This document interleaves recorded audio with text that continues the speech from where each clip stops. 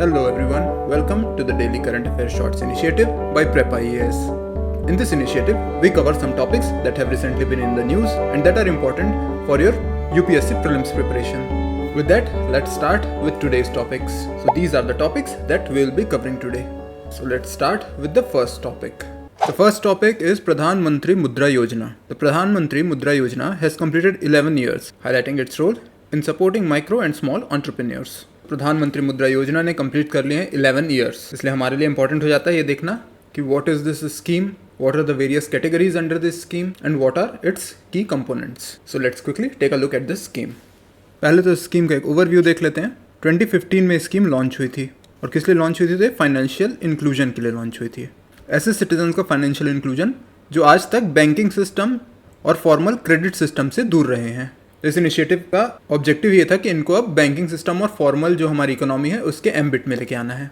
और ये कैसे करेंगे? तो इसके लिए क्रेडिट दिया जाएगा, यानी कि लोन प्रोवाइड किया जाएगा ऐसे इंडिविजुअल्स को जो कि किसी ना किसी माइक्रो एंटरप्राइज से जुड़े हुए हैं. यूजुअली क्या होता है कि ये इंडिविजुअल्स इतने छोटे स्तर के एंटरप्राइजेस रन कर रहे हैं या रन करना चाहते हैं कि वो बैंकिंग सिस्टम में अप्रोच करके लोन्स नहीं ले पाते थे, तो उनको लोन देने के लिए बेसिकली ये स्कीम लाई गई थी. और इस स्कीम के नेम से ही एक इंस्टीट्यूशन भी क्रिएट किया गया है मुद्रा नाम से ही. तो इसका नाम है micro units development and refinance agency limited, मुद्रा. ठीक है, इसको गवर्नमेंट ऑफ इंडिया ने एस्टेब्लिश किया. ये क्या करती है? तो ये रीफाइनेंस सपोर्ट प्रोवाइड करती है to promote development of micro enterprises. यानी कि क्या इसमें गवर्नमेंट सीधा जाके लोन दे रही है? तो इस चीज़ को समझ लेते हैं कि एक इसमें कंपोनेंट है गवर्नमेंट, फिर एक है बैंक्स के साथ ही NBFCs और माइक्रो फाइनेंस इंस्टीट्यूशंस, और एक तरफ हो गए इंडिविजुअल्स जिनको ये लोन मिलना है. अब जो इंडिविजुअल्स हैं उनको लोन चाहिए तो वो बैंक्स को या NBFCs को या MFIs को ही अप्रोच करेंगे, है ना. वो डायरेक्ट गवर्नमेंट के पास नहीं जाएंगे, वो इनको ही अप्रोच करेंगे.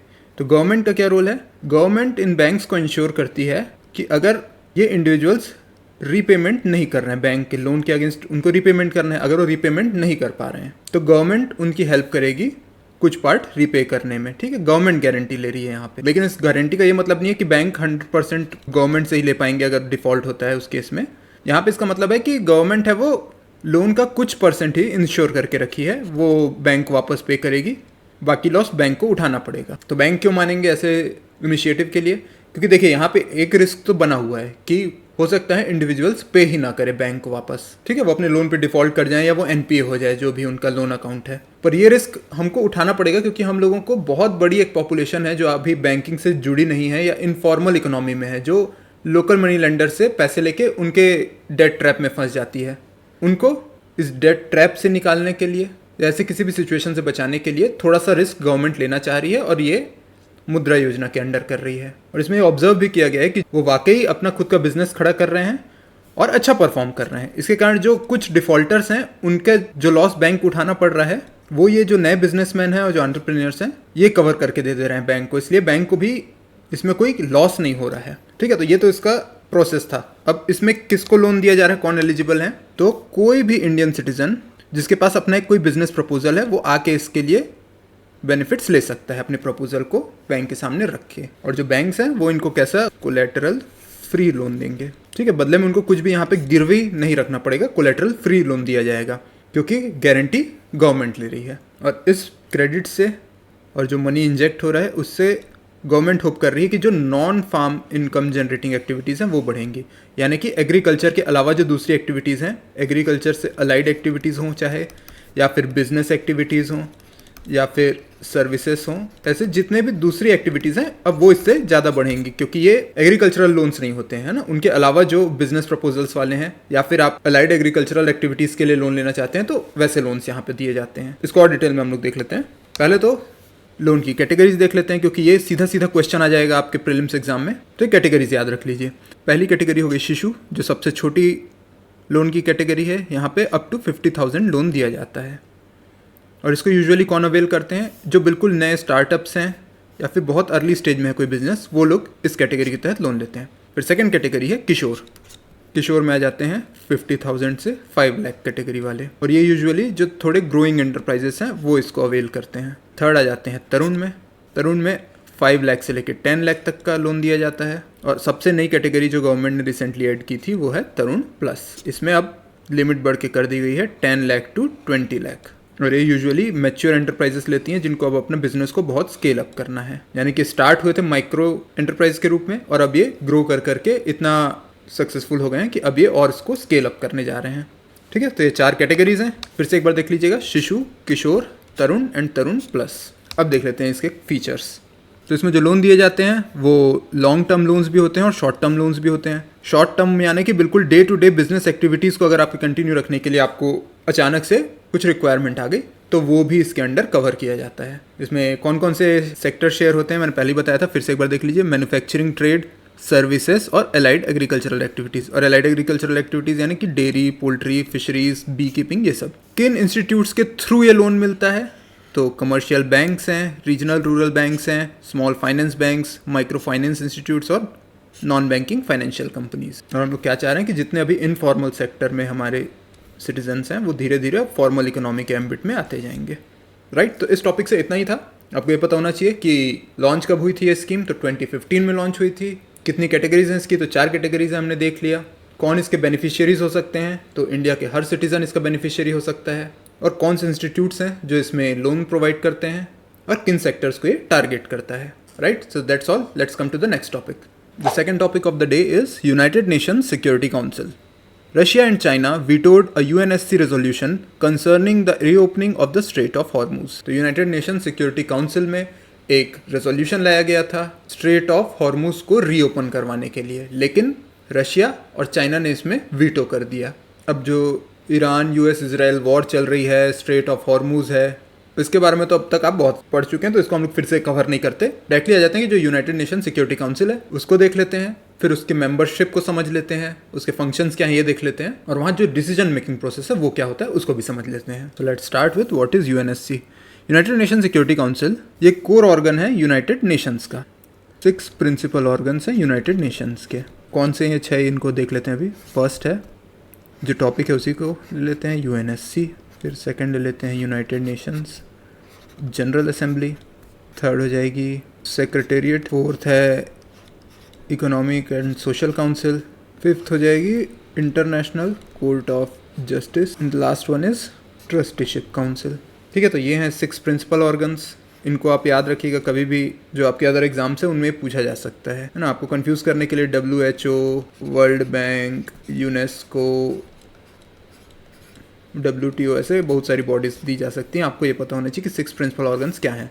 तो उन 6 प्रिंसिपल ऑर्गन्स में से एक है यूनाइटेड नेशन सिक्योरिटी काउंसिल। इसकी सबसे बड़ी खासियत यह है कि जो इसके रेजोल्यूशंस होते हैं वो लीगली बाइंडिंग होते हैं मेंबर स्टेट्स पे, और इसका फॉर्मेशन भी 1945 का जो UN चार्टर है उससे ही होता है। अब जो यूनाइटेड नेशन सिक्योरिटी काउंसिल है उसमें होते हैं 15 मेंबर्स, 5 परमानेंट मेंबर्स और 10 नॉन परमानेंट मेंबर्स। तो 5 परमानेंट मेंबर कौन कौन है? चाइना है, फ्रांस है, Russia, United kingdom and United states. और इसमें यूरोप से कौन कौन सी कंट्री आती हैं? तो यूनाइटेड किंगडम और फ्रांस, ये दोनों आ जाते हैं यूरोप से। और अगर यूरेशिया वाला रीजन देखें तो रशिया भी आ जाता है यहाँ से। जबकि प्योर एशिया से आता है सिर्फ चाइना, अफ्रीका से कोई भी कंट्री नहीं आती, और नॉर्थ अमेरिका और साउथ अमेरिका 2 कॉन्टिनेंट मिला के सिर्फ आता है USA। तो इंडिया का जो अभी डिमांड है कि सिक्योरिटी काउंसिल को एक्सपेंड किया जाए और इसमें ग्रेटर रिप्रेजेंटेशन होना चाहिए। अफ्रीका को तो रिप्रेजेंटेशन ही नहीं है, इसके अलावा साउथ अमेरिका का भी रिप्रेजेंटेशन नहीं है, और एशिया इतना बड़ा कॉन्टिनेंट है और वहाँ से सिर्फ चाइना आ रहा है जो कि पूरे एशिया को रिप्रेजेंट भी नहीं करता है, उसकी आइडियोलॉजी ही अलग है। और वैसे ऑस्ट्रेलिया जो कॉन्टिनेंट है वहाँ से भी कोई नहीं। मतलब ये जो सिक्योरिटी काउंसिल है इसको रिवर्क करना तो आज के डेट में बहुत ज़रूरी है।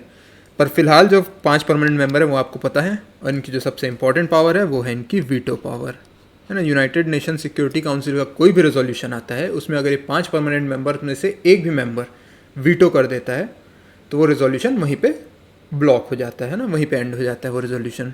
भले ही बाकी 4 उसके फेवर में वोट कर रहे हों, एक सिंगल वीटो उसको ओवरटर्न कर देता है। अब इसके अलावा जो नॉन परमानेंट मेंबर्स हैं वो हैं 10। ये सिर्फ 2 साल के लिए इलेक्ट किए जाते हैं जनरल असेंबली के द्वारा। ठीक है, तो इलेक्ट करता है जनरल असेंबली और टर्म है 2 ईयर्स का। ऐसे 10 मेंबर हैं, इनके लिए पहले से सीट का कोटा डिसाइडेड है। ये देख लीजिए, अफ्रीका से 3 सीट्स हैं, एशिया पैसिफिक से 2, ईस्टर्न यूरोप से 1, लैटिन अमेरिका और कैरेबियन से 2 and western Europe and others से 2। अब इसके जो ऑब्जेक्टिव्स हैं वो आप गेस भी कर सकते हैं कि इंटरनेशनल कॉन्फ्लिक्ट की सिचुएशन को अवॉइड करना है, पीसफुल रिजोल्यूशन लेके आना है जो भी डिस्प्यूट्स हो रहे हैं, पीस कीपिंग मिशंस और सैंक्शंस और मिलिट्री इंटरवेंशन को यूज़ करके वापस स्टेबिलिटी लाना है। हालांकि जो ईरान वाला भी कॉन्फ्लिक्ट चल रहा है उसमें तो ऐसा कुछ भी होते नहीं दिख रहा है, और वैसे भी वीटो करके जो स्ट्रेट ऑफ हॉर्मूज को ओपन करने का प्रेशर बनाना चाह रहा था यूएसए, वो वाला भी अभी जो मूव है वो काम नहीं कर रहा है। तो देखते हैं क्या होगा अभी आगे इसके बारे में। तो चलिए अभी हम लोग इस टॉपिक में आगे बढ़ते हैं। अब यहाँ पे जो डिसीजन मेकिंग प्रोसेस होता है उसमें एक तो हमने देख लिया कि वीटो हुआ तो पूरा का पूरा रिजोल्यूशन रिजेक्ट हो जाएगा, लेकिन अगर अब रिजोल्यूशन को पास करना है और वीटो नहीं आ रहा है, तो उस केस में हर मेंबर के पास एक वोट है और कम से कम 9 अफर्मेटिव वोट्स, यानी 9 वोट्स उसके फेवर में पड़ने चाहिए, तब जाके वो रेजोल्यूशन पास होगा। और ये जो आर्टिकल 25 है यूएन चार्टर का, वो बोलता है कि यूएनएससी के जो भी डिसीजन होते हैं उससे सभी मेंबर्स को कंप्लाई करना पड़ेगा, राइट। फिर यहाँ पे उसके कुछ फंक्शंस दिए हुए हैं कि सिक्योरिटी काउंसिल चाहे तो सैंक्शंस लगा सकती है टारगेट कंट्रीज़ के ऊपर उनको प्रेशराइज करने के लिए, ताकि वो जो इंटरनेशनल नॉर्म्स है उनको फॉलो करें। फिर वो पीस कीपिंग ऑपरेशंस डिप्लॉय करते रहते हैं रेगुलरली, जो कॉन्फ्लिक्ट जोन है वहाँ पे यूएन पीस कीपिंग फोर्सेस जाती हैं। ये किन से बनी होती हैं, तो ये हर मेंबर कंट्री अपने कुछ वॉलंटियर फोर्सेस भेजती है, यही यूएन पीस कीपिंग ऑपरेशन के लिए पीस कीपिंग फोर्स के रूप में काम करती है। इंडिया भी यहाँ पे काफ़ी संख्या में अपने वॉलंटियर्स भेजता है। इसके अलावा ये मिलिट्री इंटरवेंशन भी कर सकते हैं, और अगर कहीं कन्फ्लिक्ट हो रहा है तो अपने फैक्ट फाइंडिंग मिशन भेज सकते हैं ये पता लगाने के लिए कि कन्फ्लिक्ट का ओरिजिनल कारण क्या है और कौन इसमें जिम्मेदार है, या अगर वॉर क्राइम्स वगैरह के केस है तो भी ये भेज सकते हैं। ठीक है, तो इस टॉपिक में इतना ही था। अब हम लोग आ जाते हैं आज के लास्ट टॉपिक में। The last topic is Kalpakkam fast breeder reactor attains criticality. The indigenously developed prototype fast breeder reactor at Kalpakkam has recently attained criticality, marking a significant milestone in India's nuclear energy program. तो कल्पक्कम में बनाया गया है India का पहला fast breeder reactor, और ये क्या है, प्रोटोटाइप है, यानी कि इसको बनाया गया था टेक्नोलॉजी चेक करने के लिए और ये प्रूव करने के लिए कि इंडिया केपेबल है फास्ट ब्रीडर रिएक्टर्स ऑपरेट करने के लिए। इसकी खास बात यह है कि इसको इंडिजिनसली डेवलप किया गया है। तो क्या मतलब होता है क्रिटिकलिटी अचीव करना न्यूक्लियर रिएक्टर्स में, और इंडिया का जो न्यूक्लियर पावर को लेकर क्या स्ट्रेटेजी है, उसके क्या फेजेस हैं, फिर ये जो फास्ट ब्रीडर रिएक्टर्स हैं इनका क्या रोल होने वाला है उस स्ट्रेटेजी में, इन सभी कॉन्सेप्ट्स को हम लोग अभी समझ लेते हैं। तो चलिए इसकी शुरुआत करते हैं। तो न्यूक्लियर रिएक्टर्स में क्रिटिकलिटी का मतलब क्या होता है। जब कोई nuclear reactor self sustaining chain reaction achieve कर लेता है तो उसको कहा जाता है क्रिटिकलिटी। इसको ऐसे समझिए कि अगर एक न्यूक्लियर रिएक्टर है, inside this nuclear fuel is present, radio active materials होते हैं इसके अंदर प्रेजेंट हैं। अब एक बार इसको एक्टिवेट कर दिया जाता है तो क्या होता है कि इसके अंदर से न्यूट्रॉन रिलीज होता है। अब ये जो न्यूट्रॉन्स हैं ये अपने विसिनिटी में मौजूद फ्यूल से रिएक्ट करके उससे भी न्यूट्रॉन रिलीज करवाते हैं। तो ऐसा करके एक चेन रिएक्शन होने लगती है और आपका रिएक्टर वर्क करने लगता है। लेकिन सिर्फ इतने से ही एक सस्टेन्ड चेन रिएक्शन नहीं हो पाता है। इसको ऐसे समझते हैं कि ये मान लीजिए एक थ्रेशोल्ड लेवल है। अब हमने न्यूक्लियर फ्यूल लिया और उसको कुछ इनिशियल एनर्जी प्रोवाइड की तो रिएक्ट करना शुरू करता है, लेकिन वो उस थ्रेशोल्ड तक नहीं पहुंच पाया। तो क्या होगा, धीरे धीरे धीरे ये प्रोसेस डाई डाउन हो जाएगा और ये वापस इनएक्टिव हो जाएगा। ऑन द अदर हैंड अगर हम लोग इसको इतना फ्यूल और एनर्जी प्रोवाइड कराएं कि ये इस थ्रेशोल्ड लिमिट तक पहुंच जाए तो उसके बाद ये सस्टेन कर लेता है, यानी कि जितने ये रिएक्शंस हो रहे हैं उससे इतने न्यूट्रॉन्स रिलीज होने लगते हैं कि हर एक रिएक्शन एक नेक्स्ट न्यूट्रॉन को जनरेट करने में सक्सेसफुल है।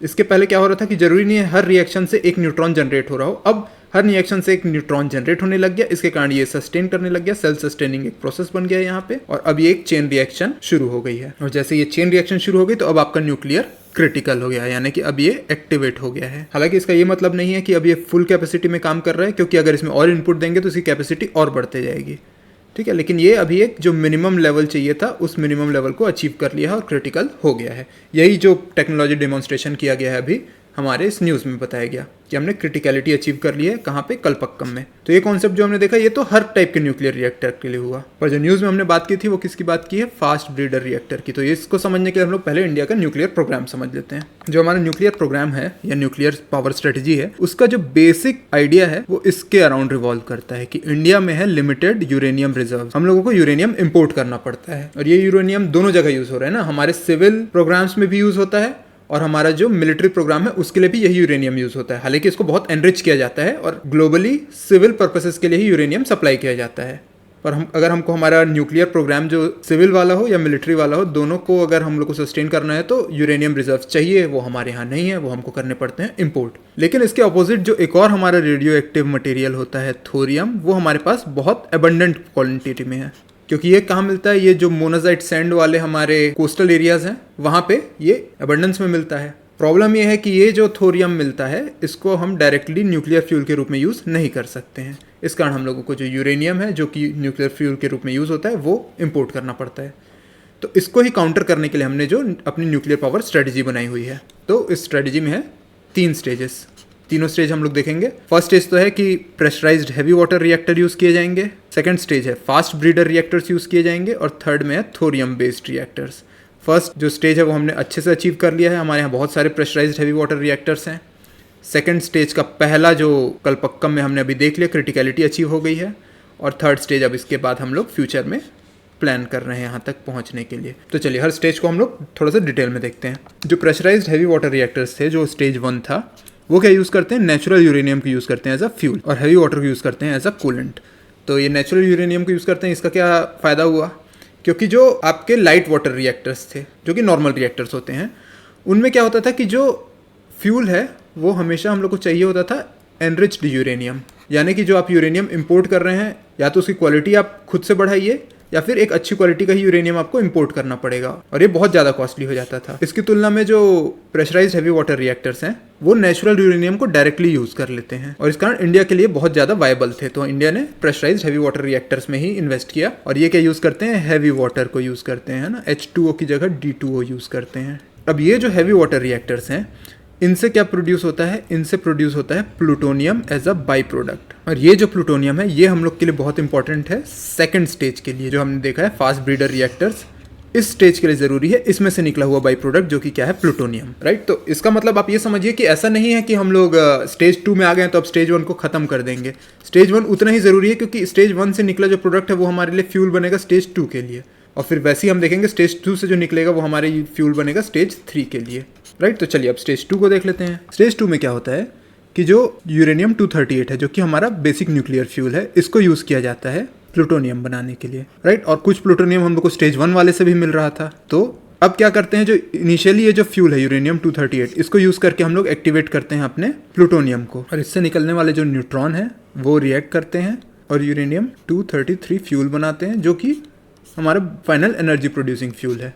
तो इसमें बहुत ज़्यादा कंफ्यूज होने की ज़रूरत नहीं है। यूरेनियम 238 को हम लोग इनिशियली यूज़ करेंगे, प्लूटोनियम जनरेट होगा, फिर वो कन्वर्ट करेंगे हम लोग यूजेबल न्यूक्लियर फ्यूल में, उससे हम लोग एनर्जी जनरेट करेंगे, और जो प्लूटोनियम इसमें जनरेट हो रहा है ये हमारा जो बचेगा वो हम लोग नेक्स्ट स्टेज में भी यूज़ करने वाले हैं, राइट। तो क्या होगा, कैसे होगा, वो अब थर्ड स्टेज में देखेंगे। एक जो इसमें इंपॉर्टेंट कॉन्सेप्ट है कि इसको फास्ट ब्रीडर जो कहा जाता है, ये क्यों कहा जाता है, क्योंकि जो इनिशियली ये फ्यूल यूज़ कर रहा था यूरेनियम 238 के रूप में, वो इसने इनिशियली थोड़ा सा कंज्यूम किया, लेकिन बाद में ये उससे बहुत ज़्यादा फ्यूल खुद जनरेट करके देता है, इसलिए इनको ब्रीडर कहा जाता है। और इनकी इंपॉर्टेंस ये होने वाली है कि जो हमारे यूरेनियम और थोरियम के साइकिल्स हैं उनके बीच में ये ब्रिज के रूप में काम करने वाला है। इसके लिए अभी हमने कलपक्का में ये जो प्लांट लगा लिया है 500 मेगावाट का था, इसको हमने डेमोन्स्ट्रेट करके दिखा दिया अपने टेक्नोलॉजी को। अब यहाँ पे हम लोग और यूनिट्स एस्टेब्लिश करेंगे फास्ट ब्रीडर रिएक्टर्स की, और फ्यूचर में यहाँ से एनर्जी जनरेशन शुरू करेंगे। अब आ जाते हैं हमारे स्टेज 3 में। जो स्टेज 3 है वो अब होने वाला है thorium based nuclear energy system. तो थोरियम हमारे पास अच्छी क्वांटिटी में अवेलेबल है, तो हम चाह रहे हैं कि कैसे भी करके इसको यूटिलाइज करें हम लोग न्यूक्लियर एनर्जी जनरेट करने के लिए। लेकिन थोरियम को कभी भी डायरेक्टली यूज़ नहीं किया जा सकता, तो क्या करेंगे, जो पिछले स्टेप में हमारा जनरेट हुआ था प्लूटोनियम वो रहेगा रिएक्टर के अंदर और साथ में रहेगा थोरियम। अब जब यहाँ पे रिएक्शन स्टार्ट होगी, चेन रिएक्शन, तो न्यूट्रॉन्स निकलने शुरू होंगे। जो प्लूटोनियम है इनसे एबंडेंट क्वांटिटी में न्यूट्रॉन्स निकलेंगे, और ये प्लूटोनियम हम लोग को पिछले स्टेज से मिले हुए हैं, स्टेज 2 से। तो ये जो न्यूट्रॉन्स हैं फिर ये थोरियम पे एक्ट करके उसको धीरे धीरे कन्वर्ट कर देंगे यूरेनियम 233 में, और यही फाइनल न्यूक्लियर फ्यूल है जिससे हमको एनर्जी मिलती है, राइट। तो इस प्रकार हमने देख लिया कि जो हमारा न्यूक्लियर प्रोग्राम है वो प्रेशराइज्ड हैवी वाटर रिएक्टर से शुरू होके अब स्टेज 2 में आ गया है जो कि है फास्ट ब्रीडर रिएक्टर्स, और फिर हम लोग फर्दर जाएंगे थर्ड स्टेप में जहाँ पे हम लोग सीधा थोरियम बेस्ड एनर्जी जनरेशन करने वाले हैं, राइट। तो बहुत इंपॉर्टेंट न्यूज़ है इंडिया के लिए। आपको ये याद रखना है कि कहाँ पे बना है ये जो हमारा first indigenous fast breeder reactor है, और हमारे जो न्यूक्लियर प्रोग्राम है उसके कौन सा स्टेज है, राइट। तो इतने ही टॉपिक थे आज के। अब देख लेते हैं questions. The first question is regarding the Pradhan Mantri Mudra Yojana. Under the Pradhan Mantri Mudra Yojana the government of India directly disburses loans to beneficiaries. Loans provided under Pradhan Mantri Mudra Yojana are collateral free, right? So 2 statements are given. Try to answer the question. Now let's move to the second question. Which of the statements given below regarding the United Nations Security Council is Not correct. It is one of the 6 principal organizations of United Nations. The council consists of 15 members. UNSC cannot compel member nations to abide by its decisions, and at least 9 affirmative votes and absence of veto from permanent members are required for adopting a resolution. Right? तो आज के questions medium difficulty के हैं, आप आसानी से answer कर पाएंगे. अब आ जाते हैं जो कल के वीडियो में हमने क्वेश्चंस देखे थे. तो क्वेश्चन टफ था कल वाला. With reference to increasing linkage between climate change and public health in India, consider the following statements. 3 statements दिए हुए थे और इसका मैं आपको डायरेक्ट आंसर बता देता हूँ. इसका आंसर है बी. स्टेटमेंट 2 भी सही है, स्टेटमेंट 3 भी सही है, लेकिन जो स्टेटमेंट 3 है वो स्टेटमेंट 1 को एक्सप्लेन नहीं करता है. इस कारण इसका आंसर हो गया बी. राइट, अब आ जाते हैं नेक्स्ट क्वेश्चन में. Recently 3 new species of rove beetles were discovered in which particular Indian state. तो आपको बताना था, कल हमने ये टॉपिक देखा था और ये कहाँ पे डिस्कवर हुए हैं, अरुणाचल प्रदेश में. तो आंसर हो गया D. That was all for today's topics. Try to answer the questions that were discussed in the end, and I will see you all in the next video.